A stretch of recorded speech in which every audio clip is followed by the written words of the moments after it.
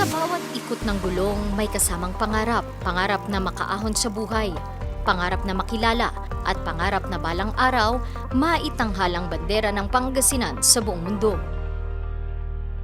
Dahil sa Pangasinan, ang cycling ay hindi lamang isang laro. Ito ay bahagi ng kultura, bahagi ng kwento ng mga kabataang nangarap, at bahagi ng pagkakakilanlan ng isang lalawigan na kilala sa paglikha ng mga kampyon.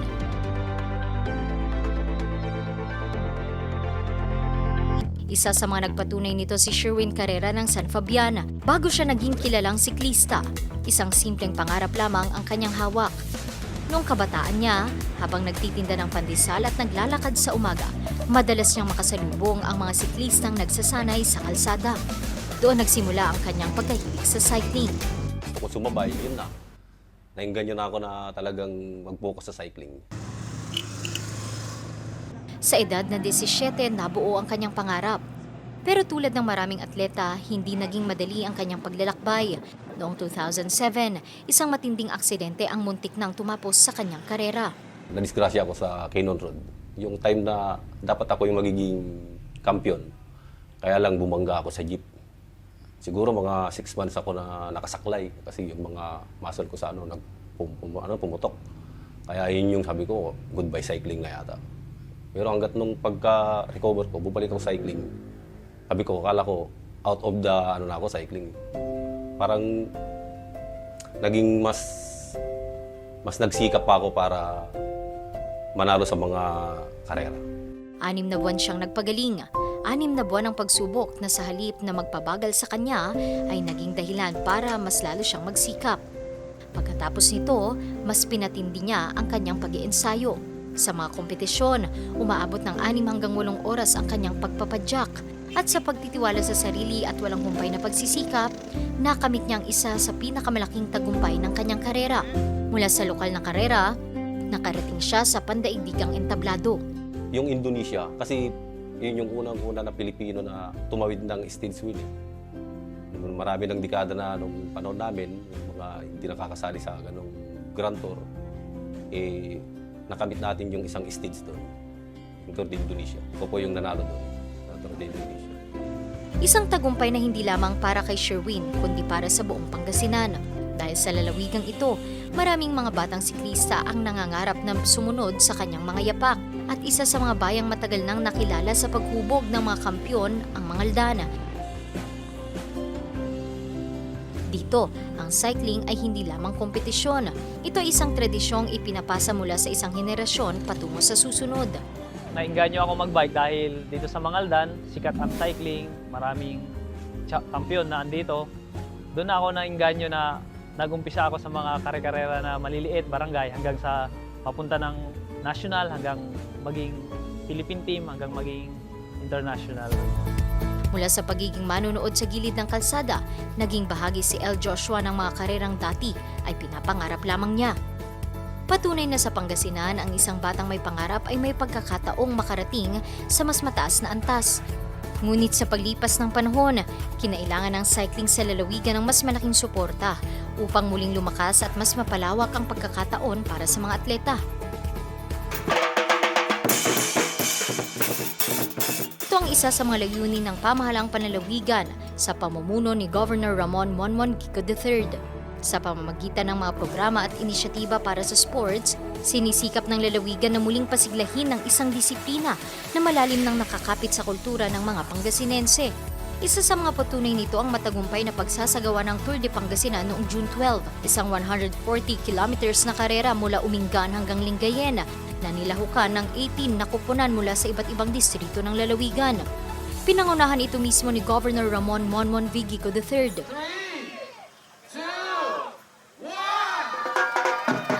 Para kay Sherwin, malaki ang papel ng ganitong mga programa sa pagtuklas at paghubog ng bagong henerasyon ng mga siklista.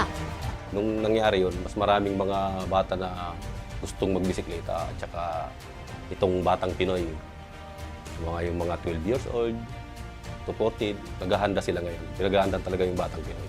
Kaya maraming na-improve na siklista dito sa ating Pangasinan. Para sa kanya, malaking bagay ang suportang ibinibigay ng pamahalaang panlalawigan. Malaking faktor yung sa aming mga siklista sa binibigay na suporta ni Ramon Gueco.